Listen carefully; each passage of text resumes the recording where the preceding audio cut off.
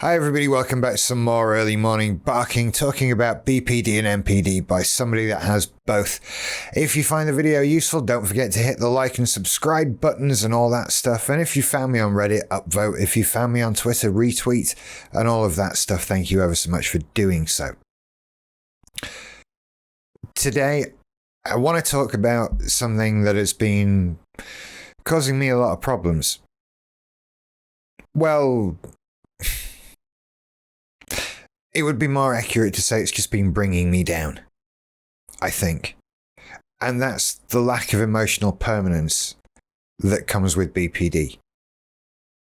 I've talked about it sort of before. It's come up. I think it came up when I talked about loneliness, but I've never done a video specifically about this phenomenon. And it is exactly what it sounds like. It's a lack of emotional permanence. Any emotion is very fleeting. It's there while it's happening and it stops immediately. So, for example, I think the big example that I've given you all before is loneliness, right?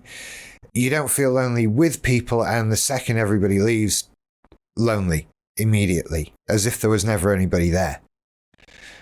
And that's a negative one. That makes people go, oh, so sad. You just get the sideways head tilt. But it even happens with happy stuff. I get it a lot listening to music. I'm happy when listening to music, and then when it stops, you just crash. And it can even happen in the middle of stuff. I remember, like, even going back to like teenage years, being on nights out and in nightclubs, etc., and just having a moment where everything just shuts down and crashes. And all of the fun, all of the happiness, all of the energy you had that was happening on this night out before just stops. It's like it hits a wall. And it's kind of soul-destroying. It's kind of, it's crushing. And I don't know what you can go through to stop it happening. I certainly haven't found anything, because this is a very involuntary thing.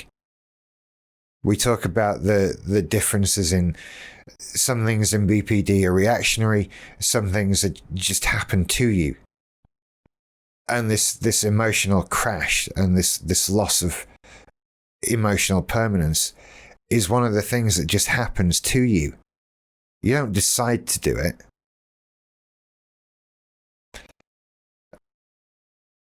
There are sort of workarounds that I found. I mean, just sort of reassuring yourself has limited effect, but, well, for me. Incidentally, side note, right? If I ever, I don't ever wish to say that any method of fixing any of these problems is better or worse than any other problem.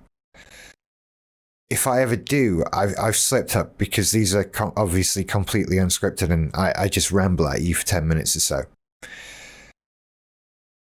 So assume when I say that something is effective or ineffective, whatever, that I'm talking about my own experience. And that's not necessarily me saying that trying something is a bad idea. Okay? If I ever need to say that something's a bad idea, I'll make it extremely fucking clear that I'm doing it intentionally. Anyway, I digress. I've totally lost my train of thought. You've just witnessed me derail myself. I could now talk for another 5 or 10 minutes on derailing myself and that sort of thing. That's how these go. This is becoming like a podcast. I'll try and get onto the topic. The lack of emotional permanence feels like it feels in some way related to the general emotional instability that comes with BPD. I don't know. I'm not qualified to say what it's really linked to. I know nothing. See, 2 minutes ago. But for me, it's a similar thing, right? It's this massive shift in emotion that you didn't ask for and that was prompted by nothing. And in that way, the two things are the same, right?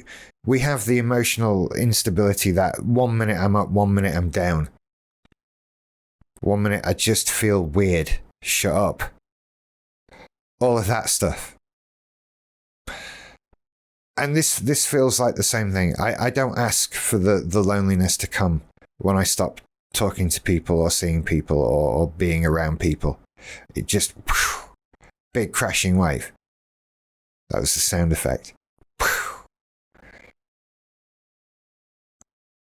And I don't know what to do about it. Just sit there and tell yourself that you don't need to be lonely. Maybe just occupying your mind is the right thing to do. It all comes back to mindfulness, doesn't it? Damn it. Well, clearly this is something that I need to look into. I knew that. People have been telling me that. I'm going to have to read some things and try new things. Oh, I hate that. But what I'm talking about is I think a possible solution to this that I'm now deciding I must try is to be in the moment, to take control and not let your mind wander, to really focus your thoughts. And that is mindfulness. I know. I'll have an experiment with this. From what I've read about it, it's going to be an interesting skill to have if I can work on it. And I will report back on mindfulness. Somebody write this down for me, please. These are the times when I say I'm going to make a video on something and then I forget. And then later I can't come up with ideas for videos. And I'm saying, well, I know I've said that. What did I say it about? I said it about mindfulness. That's what I said it about. I'm filling time here a bit. Because I'm trying not to. I am going emotionally up and down during this video.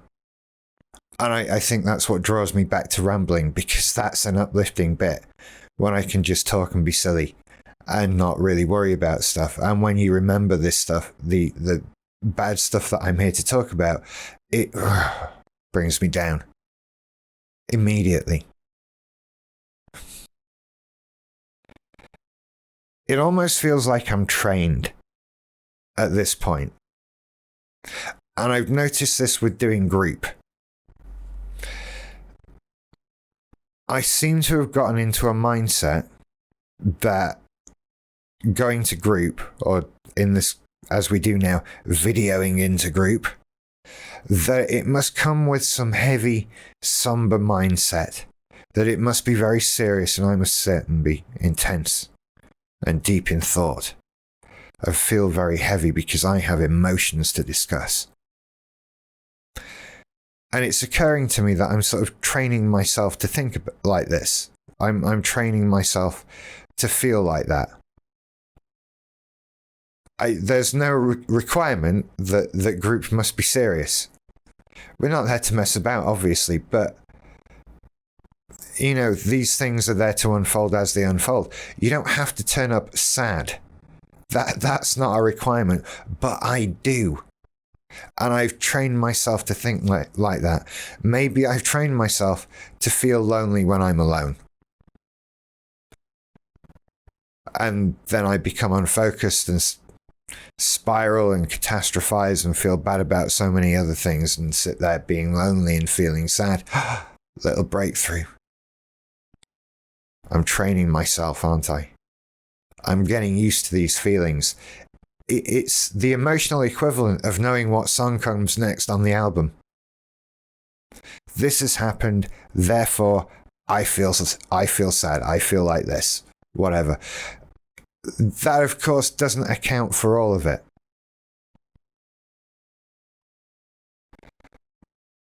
But it feels like an interesting thought to have had, I'll be honest with you. Does everything have to...